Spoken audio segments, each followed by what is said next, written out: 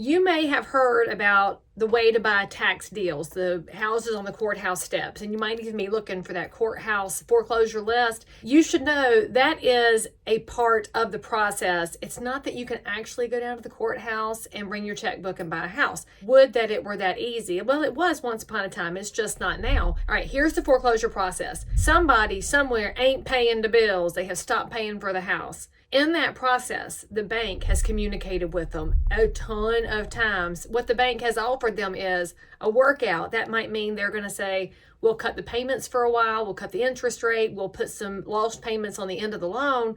The bank may offer them a short sale and say, hey, do you want to sell this? And we'll just take whatever we can get and get you out from under the house. The bank may have offered them a moratorium on payments to give them a minute. The banks will do, honestly, anything they can to stop the foreclosure process. So you've got to get out of your mind that banks are trying to take houses. They don't want your house. So that's all going on in the background while somebody's not making their payments. And so while they're not making their payments and the bank's negotiating with them, the process is moving. Eventually, the banks give up, y'all. They have to do something about this asset because it's continuing to deteriorate if somebody's not paying for it. Because, as you know, if they're not making the mortgage payment, they're not really likely to be patching up a bad paint job or fixing rotted wood or even mowing the grass. So the bank then has to file a foreclosure notice at the courthouse. That's going to trigger some timelines that involve notification of the homeowner, and it's going to involve notification of tenants if there's tenants in the house. It's going to involve notices about how the personal property is going to be handled. Spoiler alert, none of this happens overnight. So even if you live in a neighborhood and you know those neighbors hadn't paid, it could be months and months and months or even years before the process comes to fruition. At a certain point, the bank has gone through all of the steps, the courthouse has followed all of the timelines, and the homeowner has received a ton of notices, and then the bank can take the property back through a foreclosure auction. Now, here's how that works. Let's just say that the bank owns the house by virtue of the mortgage. So the imaginary house is worth $300,000. The bank has a mortgage for $200,000. The bank is going to bid enough to get their mortgage covered. Somebody else could go to the courthouse and bid more than $200,000, clear that note, and then get the house. And so those things can happen. In the past, in the Great Recession, if you're wondering why nobody outbid the banks, it's because if the bank owed $200,000, the house was probably worth $150,000. So the bank was the only buyer at the auction. So you can see all these steps happen. So if you're a savvy buyer, you could go in and beat out the existing mortgage, but you still got to pay it off. And what you have to be aware of in all of this complicated process is that it may look like it's a payoff of $200,000, but it may actually be higher because of penalties and fees. And so you've got to make sure you know the whole picture and you've got enough margin to do it. Now, all of that being said, let's say you buy it at the courthouse steps and you beat out the bank and you won that foreclosure house. What do you need to consider next? Well, what you should consider next is that there might be somebody living in the house. And congratulations, you've inherited them, because the process of locking somebody out and cleaning the house out and putting it on the market doesn't happen until the bank takes possession of the house back. So if you're buyer A and you beat out the bank at the courthouse steps, congratulations, you're now a landlord for whoever's in the house. And spoiler alert, they haven't paid. So now you're going to have to follow landlord-tenant law for eviction and notices and everything else to have them move. And now you've bought the house in a wildly unknown condition. That's the other secret about courthouse foreclosures. You don't have access to that house at all. You are literally buying a pig in a poke. And so it could wind up being great for you. It could not be great. If this is not something we recommend to beginner investors, it's definitely something for the experienced person who has a lot of knowledge of houses and markets, and especially tenant landlord law. Take the courthouse situation out of it. Let's talk about a foreclosure where the bank actually takes the property back. So for example, our imaginary house that was worth $300,000, the bank has a mortgage on it for $200,000, and they've bought back the mortgage and now they own the asset. That's when the bank is going to go through and take their steps for making sure the property is what we call secure.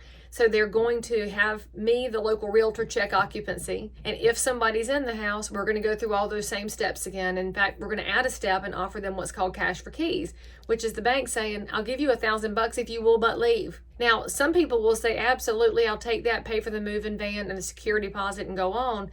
Some folks think they can argue with the bank.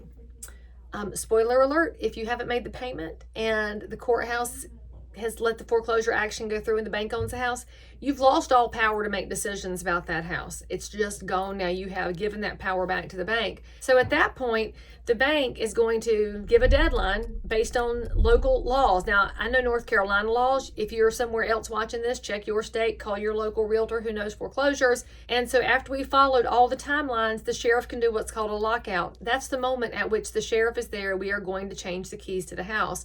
So if you're still living there, you will no longer have access to your space or your stuff because it's no longer your space and you should get your stuff out. There's going to be a grace period for you to get your personal belongings out. After that, if you've abandoned your items, the bank's going to do what's called a trash out. A trash out means they're going to take every stitch of everything in the house and put it in the dumpster.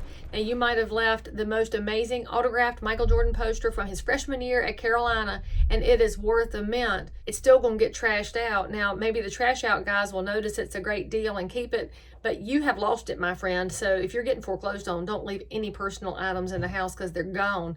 Now, after the bank gets all the stuff out, they're going to also then look at the house and make a determination. Are we going to sell it in as-is condition, or are we going to do some cosmetic repair so that it will capture market rate? So in our imaginary scenario here where the house is worth $300 and the bank bought it back for $200, there's a spread. The bank will probably want to capture some of that spread, but it depends on what mood the bank's in and what assets are on the books right then and what the Fed is saying and what Fannie and Freddie are saying and conversations you and I are not privy to.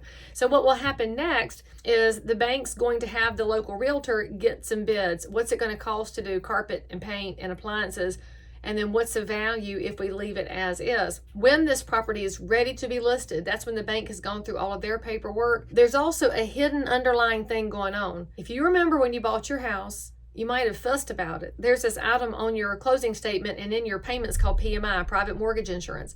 That's the protection for the bank on the note and what they have in the house. Often, to satisfy the mortgage insurance companies, the banks have to list it at a price that's above market and it's above condition, but you have to satisfy the mortgage insurance people first. It's a little hidden step in the process, and it may be frustrating if you're a realtor who's been asked to put a property on the market at a price that's higher than you know it should go at. Just make sure you're documenting all of your information and you're documenting your CMAs and your comps so that nobody can accuse you of violating standard of practice 1.3 of the Code of Ethics in deliberately overpricing a house. This would definitely be a scenario where the seller is doing something based on the steps they have to go through. And frankly, all of that to be saying, that's why you want your realtor with you on this process, because we're going to help you take a look at the numbers and is it a good deal or is it a fair market price? What is the condition on this house? We're going to lay a set of eyes on it and help you look for material items. And what are we talking about with this location? Is this going to be a place where I'll be in a good space over the long haul? That's our job. And if you stuck with me this long, you should probably get a gold star in your hat. So put down in the comments if I should send you a gold star. And for more information about buying foreclosures in Concord, we have a link right here where you can go set up a search. We have a few at any given time. We also have access to all the foreclosures that are in the system around the Charlotte area. We're glad to help. And if you have questions about the process or anything related to real estate, either send me a message or drop it down here in the comments. And anything you need for buying or selling in Concord, don't forget, you can always ask me about real estate.